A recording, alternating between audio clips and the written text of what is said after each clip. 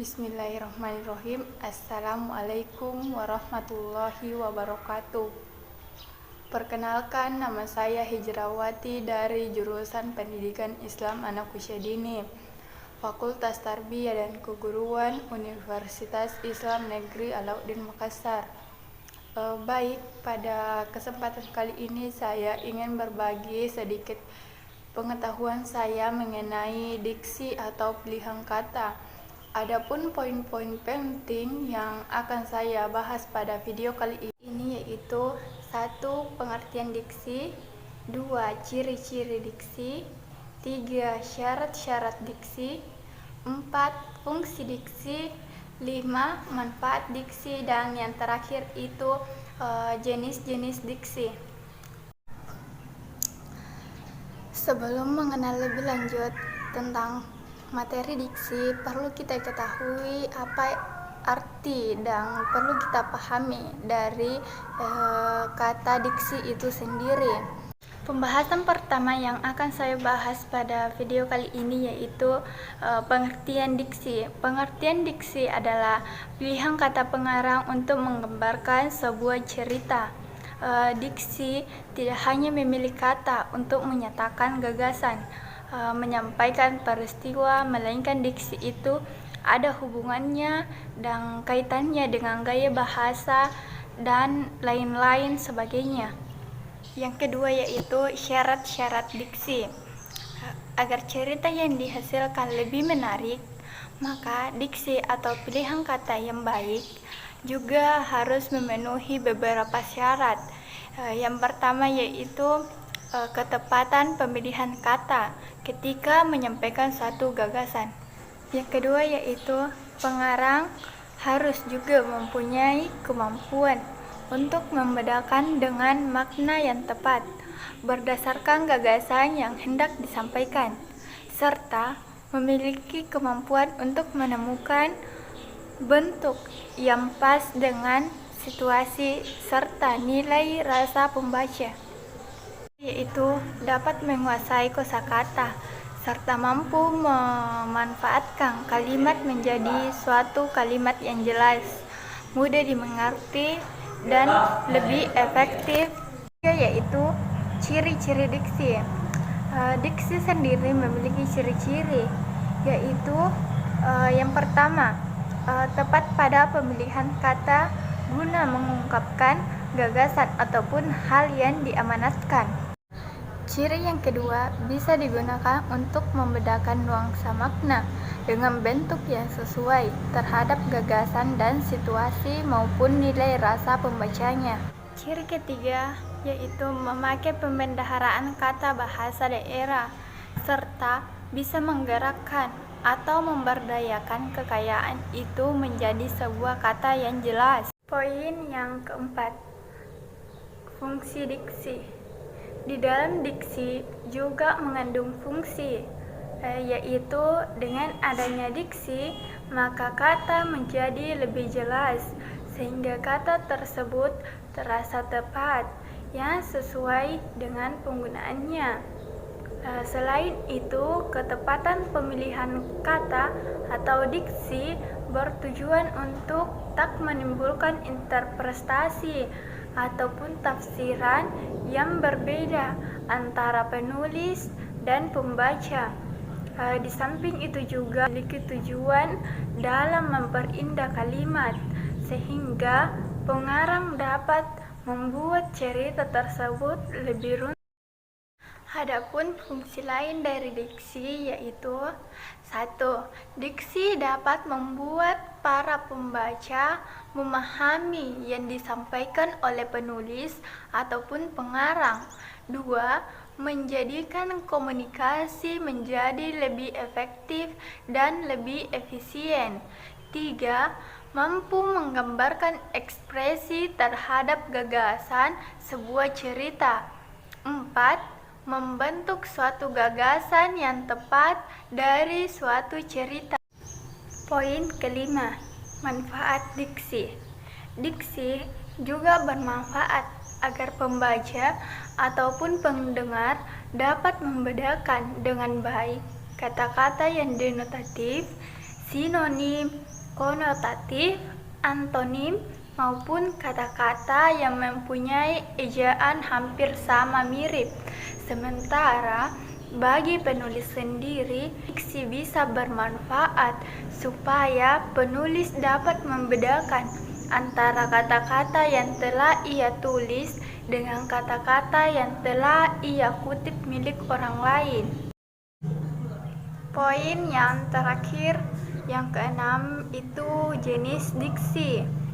Jenis diksi ini dibedakan menjadi dua, yaitu yang pertama makna denotatif, artinya makna asli atau makna yang sebenarnya dari sebuah kata atau kalimat. Sebagai contoh yang saya ambil di sini yaitu tubuh Ayu sangat kurus.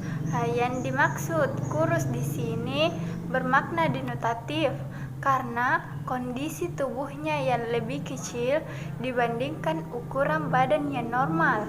Yang kedua, makna konotatif. Artinya, makna yang memiliki arti bukan sebenarnya terhadap suatu kalimat ataupun kata. Sebagai contoh yang saya ambil di sini yaitu Rizka salah satu murid yang kutu buku, maka tak heran bila dirinya pintar dan memiliki pengetahuan yang luas.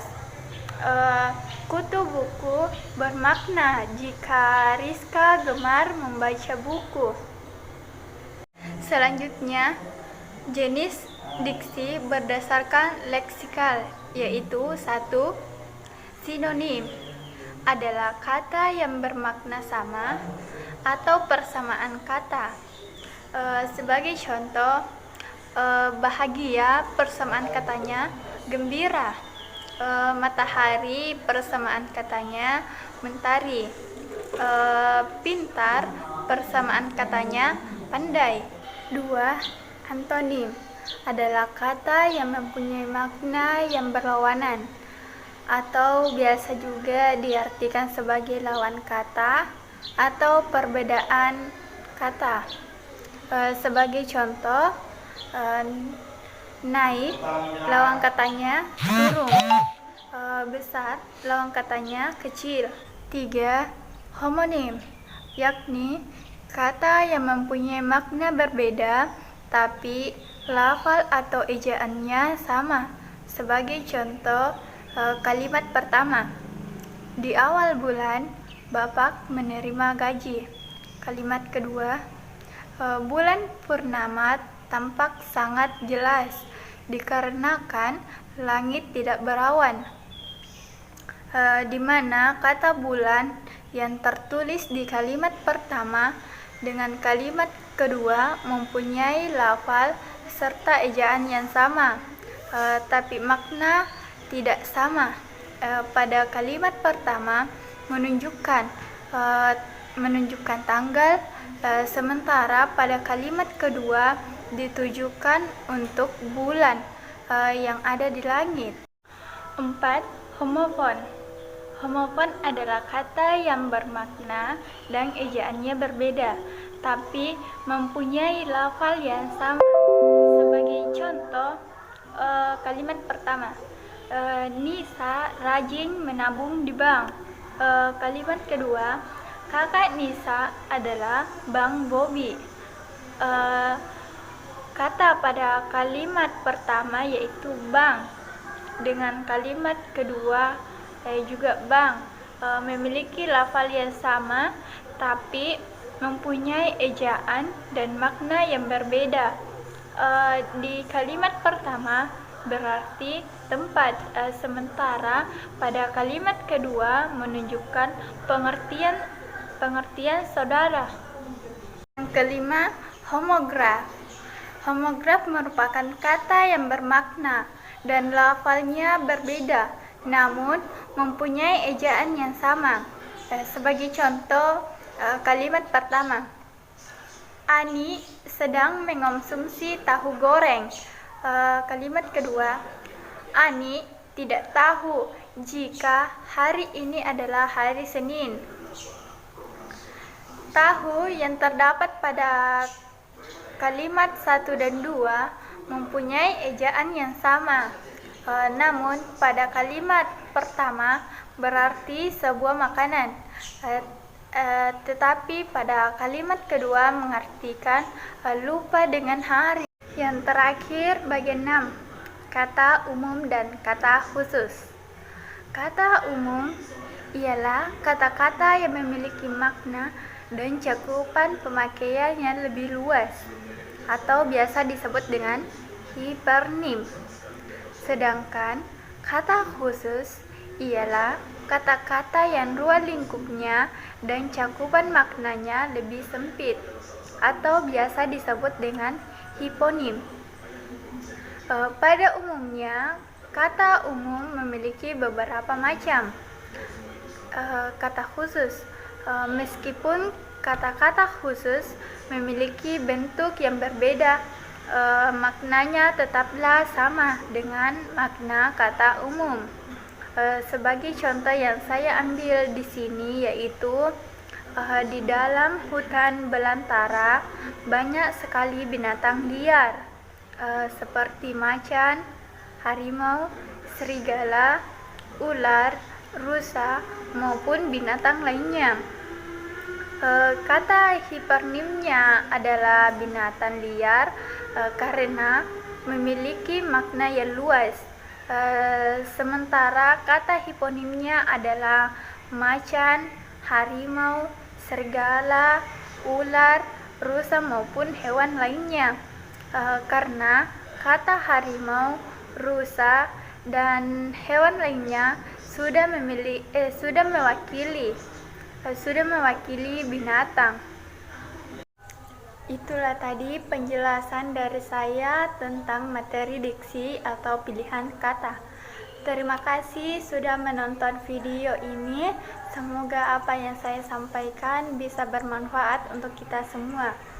Mohon maaf jika terdapat kekurangan dalam video ini karena itu datangnya dari saya sendiri, dan apabila ada kelebihan itu datangnya dari Allah Subhanahu wa taala.